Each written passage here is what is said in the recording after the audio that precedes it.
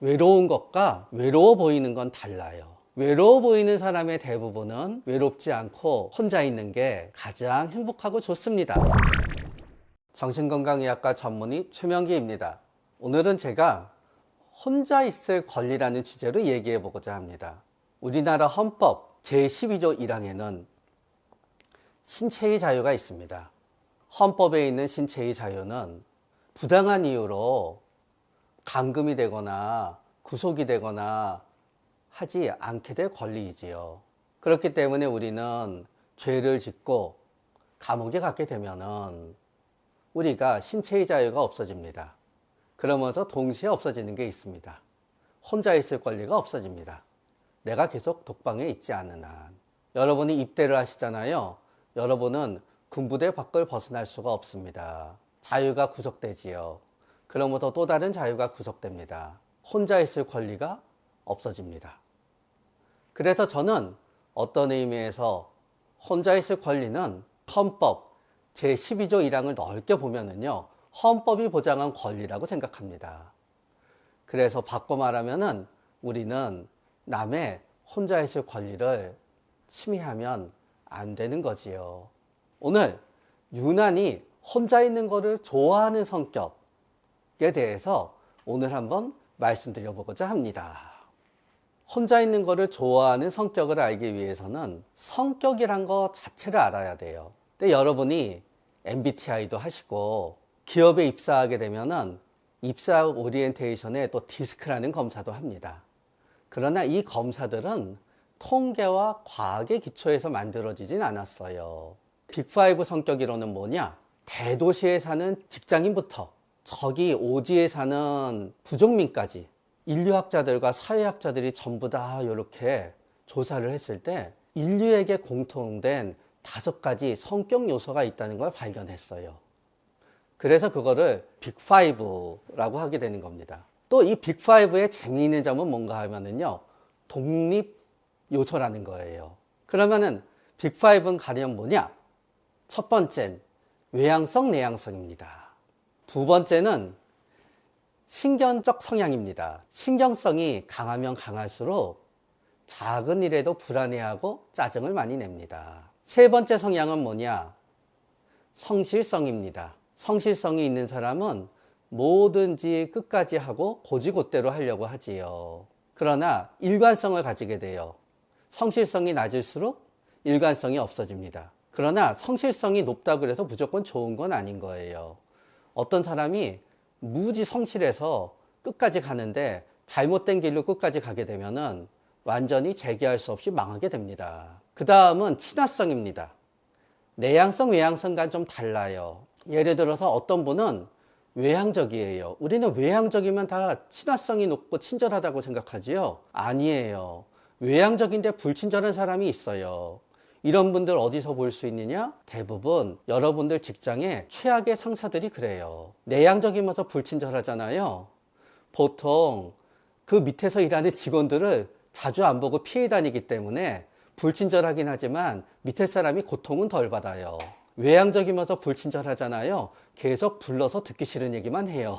그래서 외향성과 친화성은 별개의 요소인 거예요. 마지막은 개방성인데요. 이 개방성은 나와 다른 걸 어떻게 받아들이냐예요. 선호하는 옷이 나랑 다르다. 내 선호하는 차가 다르다. 그런 거로 싸우는 사람도 있어요. 개방성이 낮으면 낮을수록 정치가 되었건 종교가 되었건 모든 가치관이 다른 사람을 못 받아들이고요. 개방성이 높으면 높을수록 유연해요. 잘 받아들여요. 그러면 내향성인 분들을 보게 되면은 외향성, 내향성에서는 내향성이겠지요. 그러나 요 외향성, 내향성도 사실은 꼭 사람을 만난다, 안 만난다 이외에 뉘앙스가 있게 되는데요. 인간을 포함한 외부 상황에 대해서 관심이 많으면 외향성이에요. 내향성은 뭐냐? 나 자신에 대해서 관심이 많으면 내향성이에요. 나 자신에 대해서 일단 관심이 많으면요, 나는 혼자 있고 싶어져요. 나 자신에 대해서 생각하고 나 자신을 추스릴 시간이 필요한 거예요. 그런 다음에 친화성이 높잖아요. 그러면 엄청나게 많은 모임을 갖다 나가거나 그런 건 아니더라도요, 사람을 좋아하기 때문에 누군가랑 계속 전화하고 누군가 한 사람은 옆에 있건, 결국은 혼자 있는 시간은 친화성이 높으면 높을수록 혼자 있는 시간을 못 견뎌요. 친화성이 낮으면은 아무래도 사람들이 없어도 조금 잘 견디겠지요. 그러나 친화성이 낮다 그래서 꼭 불친절하다는 의미는 아니에요. 만약에 외향적인 분인데 개방성이 낮잖아요. 그러면 자기랑 똑같은 생각을 하는 사람하고만 돌아다녀요. 내향성인 분인데 개방성이 높다. 그러면은 이럴 수가 있지요. 대체적으로는 내향성인데 굉장히 뭔가 내가 좋아하는 거를 할 때는 그거를 하는 기간 동안에는 혼자서 못하는 걸 하기 위해서는 누군가를 만날 수 있는 거예요. 만약에 어떤 분이 영화 되게 좋아해요. 그런데 그분은 시커먼 데 들어가게 되면은 또 무섭기도 해요. 그런 영화 볼 때는 나랑 같은 취향의 신기한 영화를 보는 누군가가 필요하겠지요. 그러니까 영화 볼 때만 만나는 친구가 있을 수 있는 거예요. 그러나 만약에 개방성도 낮고 내향성이다. 그러면은 그냥 뭔가를 위해서 밖에 나갈 필요 자체가 없어지는 거지요. 성실성도 부분적으로 영향을 줘요. 성실성이 높다. 그러면 일단 직장 취직했으면 혼자 있는 게 아무리 좋아도 매일매일 출근할 테고 매일매일 그 시간까지 있고 매일매일 팀미팅을 끝내야 되니까 어거지로라도 밖에 있는 시간이 많겠지요. 성실성이 낮으면요, 그냥 이랬다 저랬다 하니까 며칠 일하고 며칠 쉬고 그럴 수도 있게 되는 거지요. 마지막으로 신경증성은 어떻게 관여를 하느냐. 신경증성이 낮은 사람은요, 대체적으로 어떤 일에도 상처를 안 받아요. 남들이 옆에서는 어쩜 저럴 수 있어, 널 이렇게 무시하다니 하더라도 본인은 그거를 무시당했다고 여기지 않아요. 그럼 그 사람한테 자기 일도 아닌데 너 무시당했다고 난리치는 분은 뭐냐? 신경증성이 높은 거예요. 신경증성이 높잖아요. 그리고 내향적이에요. 억지로 밖에서 회사 다니면서 사람을 만나더라도요, 타격을 입게 되면은 우울하고 불안하고 겁이 나고 화가 나고 무섭기 때문에 사표를 집어 던지지요. 사표도 안 던지고 그냥 그 다음날 못 나가게 되기도 해요. 그래서 여러분, 결국은 굉장히 밖에 있고 잘 지내는 사람들의 조합은 이렇게 되지요. 사실 이런 조합은 없지만요, 어떤 사람이 외향적이에요. 신경증성이 없어요. 매우 성실해요. 매우 친화적이에요. 꽤 개방적이에요. 이 사람 본인은 원치 않더라도요, 계속 사람이 주위에 몰리지요. 근데 이런 경우도 있어요. 외향적이에요. 그러나 신경증성 높아요. 개방성 낮아서 자기에게만 우겨대요. 사람들한테 친화성 높게 삭삭하게 대하지는 못해요. 이분들은 계속 사람들을 만나고 싶은데 사람들은 계속 이 사람들을 피해 다니게 되는 거지요. 그러나 어떤 분들이 내향성이에요. 신경증성 높아서 상처 자주 받아요. 그리고 나서 개방성 낮아서 자기 생각만 맞다고 생각해요.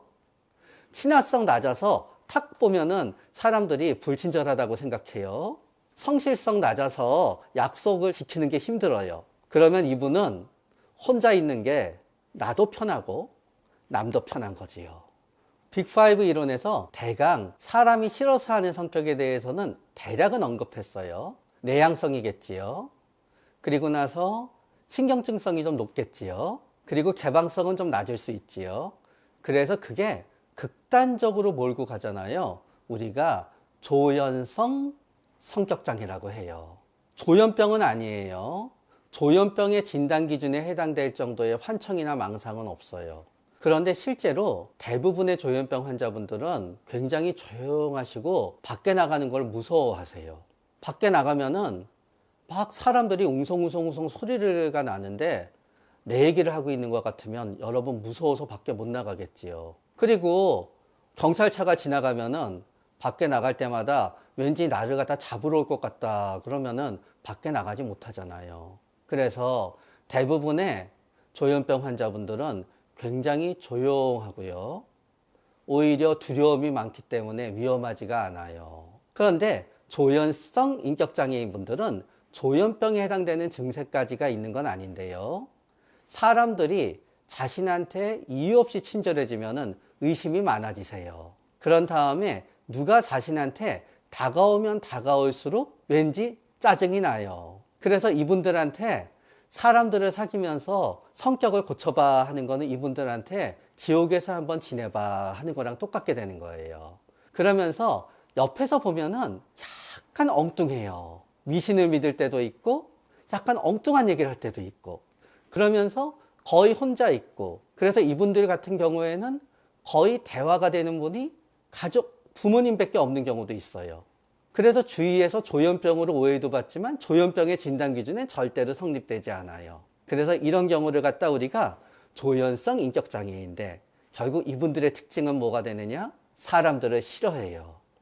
그렇기 때문에 이분들한테 억지로 도움을 주면서 다가가게 되잖아요. 도움을 주는 분도 상처받아요. 그러나 조현성 인격장애인 분 당사자도 누가 자꾸 자신한테 개입할 때마다 상처받지요. 우리가 그런 경우를 회피형 성격장애라고 해요. 조현성 성격장애를 조현병과 구분하는 게 중요하듯이 회피형 성격장애는 사회공포증과 구분하는 게 중요해요. 사회공포증은 뭐냐? 사회공포증은 사실은 번역이 조금은 잘못됐어요. 소셜 포비아인데, 포비아는 사실은 두려움도 있지만요, 기피한다는 뜻도 있게 돼요. 그래서 우리가 제노포비아 할 때 타 인종에 대한 두려움을 의미하는 건 아니지요. 타 인종에 대해서 굉장히 불편하고 싫어하는 마음을 갖다 이야기하게 되지요. 그래서 소셜 포비아는 사실은 두려움이 있는데 이게 포비아로 번역이 되다가 보니까 참 번역이 애매해요. 그런데 단지 사회공포증보다는 일관된 성격으로 남한테 비난을 받을까 되게 두려워하고, 사람들이랑 있는 거를 무지무지 싫어하고, 뭔가 누구 앞에 나서서 얘기하는 거를 갖다 굉장히 기피하고, 그런 경우에 우리는 회피형 인격장애라고 얘기해요. 회피형 성격장애인 분들은 뭔가 비난받을까 봐 두려워하고, 다른 사람들 앞에 나서는 거를 갖다 굉장히 힘들어해요. 사람 많은 곳에도 가는 걸 싫어하지요. 그런데 회피형 성격장애인 분들이 우리 대한민국에서 참 고통받을 때가 있어요. 여성분이 회피형 성격장애잖아요. 이분은 본인의 친정 쪽 친척 모임도 안 나가요. 근데 결혼하잖아요. 시댁의 친척 모임에 가잖아요. 얼굴이 완전 굳어 있어요. 한 10년, 20년, 15년 지나도요, 얼굴이 굳어서 펴지지가 않아요. 그러면 이제 거기에 대해서 시댁 식구들이 오해하게 되고, 남편도 내가 두려운 건데 시댁을 싫어하는 거를 오해받잖아요. 결혼 생활이 너무너무 힘들어지는 분들이 있게 되지요. 회피형 성격인 분들은 굉장히 겁이 많고 조심스러운 분들이기 때문에요. 또 이렇게 한번 싫어하는 거를 오해받잖아요. 그러면 행동거지가 다 주눅이 들면서 너무너무 힘들게 되시지요. 그래서 때때로는 사회적 상황에 있게 되면은 갑자기 가슴이 두근거리고 숨이 차고 힘들게 되는 사회공포증과 회피형 성격을 동시에 갖고 계신 분도 있으시고요. 그분들 같은 경우에는 혼자 있는 게 이 세상에서 가장 행복하고 만족스러운 부분이 되는 거지요. 저는 가끔 이런 말씀을 드려요. 외로운 것과 외로워 보이는 건 달라요. 어떤 사람이 실제로 외롭잖아요. 그렇게 오래 혼자 있을 수 없어요. 외로우니까 누군가한테 전화를 하든 연락을 하지요. 어떤 사람이 한참 혼자 있고 뭔가 하잖아요. 그거는 옆에서 보기에 외로워 보이는 거지 사실은 외로운 게 아니에요. 사실 힘든 거는 오히려 외로워 보이는 사람이랑 둘이 있게 되는 경우에 외로워 보이는 사람이 말 한마디 안 걸어주니까 그 외로워 보이는 사람과 같이 있는 사람이 외로운 거예요. 그러니까 외로워 보인다면서 계속 말도 걸고 밖에 나가라고도 하고 그렇게 되지요. 그러나 여러분, 외로워 보이는 사람의 대부분은 외롭지 않고 혼자 있는 게 가장 행복하고 좋습니다. 그래서 그분들은 일주일 동안 힘든 직장 생활을 하고 사람들이랑 있잖아요. 주말에는 꼼짝도 안 해야 돼요. 그분들을 밖으로 계속 하는 거는 그분들한테 커다란 고통이 되는 거지요. 그러나 또 이해도 가요. 밖에 나가지 않으면 안 되는 분들은 또 그분들로 인해서 고통을 받게 되는 거지요. 혼자 있어야만 되는 분과 밖으로 나가야만 되는 분이 결혼을 하게 되거나 연인이 되게 되면요, 두 분은 지옥 같은 사랑을 갖다 하게 되는 경우가 굉장히 많습니다. 그러나 저는 기본적으로 혼자 있는 쪽을 좋아하는 분은 겁도 많고 두렵고 약할 가능성이 있다고 생각을 해요. 아까 말씀드렸듯이요. 헌법 제12조 1항에 신체의 자유를 보장받는 나라라고 하면은 우리 모두 혼자 있고 싶은 사람을 혼자 있게 내버려두는 상식에 근거해서 움직이는 것도 나쁘지 않을까 그런 생각을 해봅니다. 제 말로 인해서 말 한마디 없는 남편과 살거나 말 한마디 없는 부인과 살거나 말 한마디 없는 자식과 살거나 말 한마디 없는 부모님과 사는 분들께 더 상처가 되었다 그러면 죄송합니다. 진짜 미안합니다. 그러나 혼자 있을 권리 아직 우리나라에서는 덜 존중받기 때문에 아직까지는 저는 혼자 있을 권리 쪽을 주장하고 싶습니다. 그러나 우리나라가 바뀌게 되어서요. 혼자 있을 권리가 충분히 주장되잖아요. 그때는 같이 있을 권리를 또 제가 주장해 드리겠습니다. 빨리 그날이 왔으면 좋겠습니다. 정신건강의학과 전문의 최명기였습니다. 다음에는 더 좋은 주제로 저희 마음 편한 TV 구독자님들을 찾아뵙기 위해서 노력하겠습니다.